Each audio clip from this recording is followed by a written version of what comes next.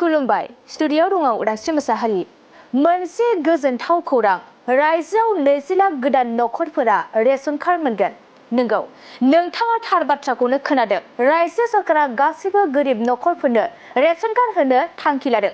बेनिखायनो रायजो सरकारा गोदानै 20 लाख नखरफोरनो रेशन कार्ड होनाय जागोन जुदि नोंथांनावबो रेशन कार्ड गैया अब्ला नोंथाङाबो बे गोदानै होनाय रेशन कार्डखौ मोननो हागोन आरो बे गोदान रेशन कार्डनि थाखाय आर'जलाइ बिखान्थिया फैगौ 15 सेप्तेम्बरनिफ्राय जागायगोन लोगोसे बे गोदान रेशन कार्डखौ गावबागाव जिल्ला बिथायाव राननाय जागोन बेनिखायनो जायफोरना रेशन कार्ड गैया बिथांमोना बे गोदान रेशन कार्डनि आर'जलाइ होनो थाखाय नांगौ जानाय गासै फोरमानलाइफोरखौ बुथुमना ला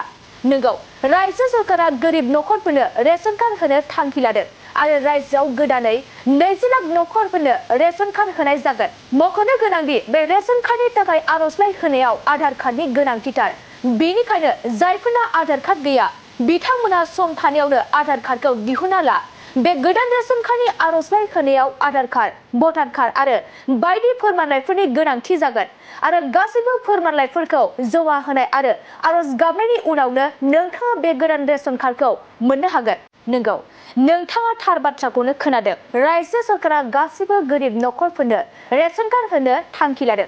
बेनिखायनो रायजो सरकारा गोदानै 20 लाख नखरफोरनो रेशन कार्ड होनाय जागोन जुदि नोंथांनावबो रेशन कार्ड गैया अब्ला नोंथाङाबो बे गोदानै होनाय रेशन कार्डखौ मोननो हागोन आरो बे गोदान रेशन कार्डनि थाखाय आर'जलाइ बिखान्थिया फैगौ 15 सेप्तेम्बरनिफ्राय जागायगोन लोगोसे बे गोदान रेशन कार्डखौ गावबागाव जिल्ला बिथायाव राननाय जागोन बेनिखायनो जायफोरना रेशन कार्ड गैया बिथांमोनहा बे गोदान रेशन कार्डनि आर'जलाइ होनो थाखाय नांगौ जानाय गासै फोरमानलाइफोरखौ बुथुमना ला मख'नो गोनांदि बे रेशन कार्डनि थाखाय आर'जलाइ होनायाव आधार कार्डनि गोनांथिथार बेनिखायनो जायफोरना आधार कार्ड गैया बिथांमोना सम थानायावनो आधार कार्डखौ दिहुनना ला बे गोदान रेशन कार्डनि आर'जलाइ होनायाव आधार कार्ड भटार कार्ड आरो बायदि फोरमानलाइफोरनि गोनांथि जागोन आरो गासैबो फोरमानलाइफोरखौ जमा होनाय आरो आर'ज गाबनायनि उनावनो नोंथाङा बे गोदान रेशन कार्डखौ मोननो हागोन नंगौ रायजो सरकारा गोरिब नखरफोरनो रेशन कार्ड होनो थांखि लादों आरो रायजोआव गोदानै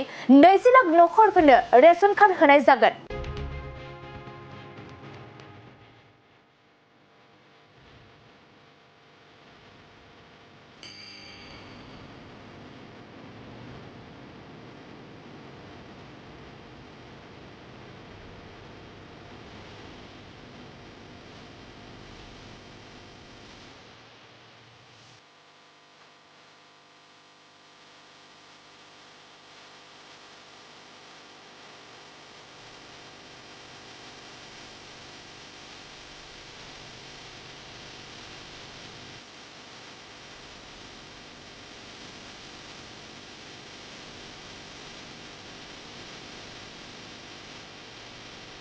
Beautiful.